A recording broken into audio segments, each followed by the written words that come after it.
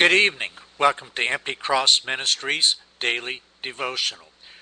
We are going through the book of Genesis right now, and we are coming up on Genesis chapter 16, and we will be looking at verses 1 through 16.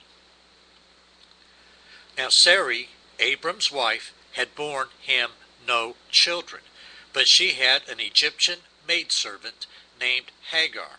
So she said to Abram, "The Lord has kept me from having children. Go, sleep with my maidservant. Perhaps I can build a family through her." Abram agreed to what Sarai said. So after Abram had been living in Canaan 10 years, Sarai his wife took her Egyptian maidservant Hagar and gave her to her husband to be his wife.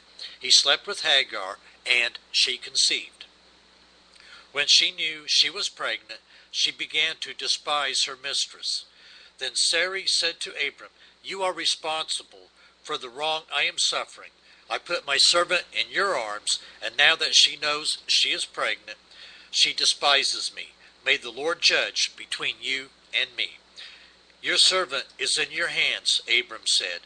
"Do with her whatever you think best." Then Sarai mistreated Hagar, so she fled from her. The angel of the Lord found Hagar near a spring in the desert.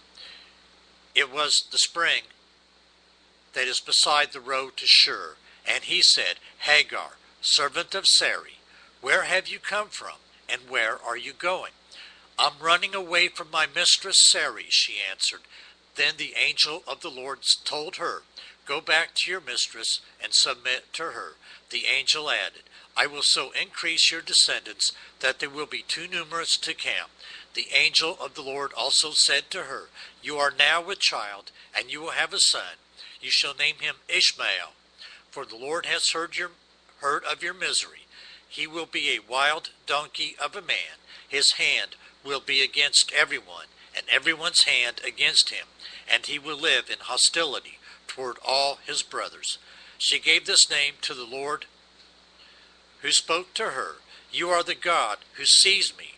For she said, "I have now seen the one who sees me." That is why the well was called Bir Lahai Roi.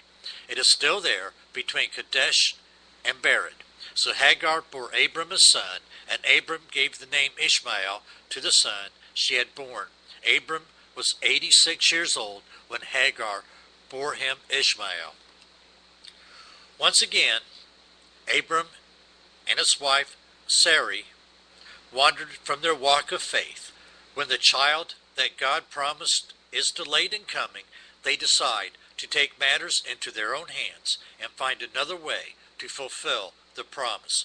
Problems begin as soon as they act. However, Sarai and Hagar began to hate each other. Abram and Sarai's marriage reels from blame and jealousy.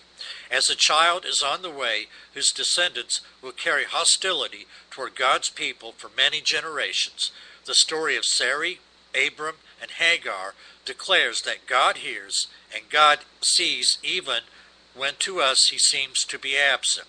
He reminds those he loves that they can trust his word and wait for its fulfillment. God knows the difficulties in waiting.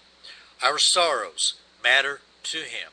He hears our cries and sees our troubles. Still, he asks us to wait patiently, because he will bring about what he has promised. What I'd like for you to contemplate on this evening and meditate upon is this question: what are you waiting for?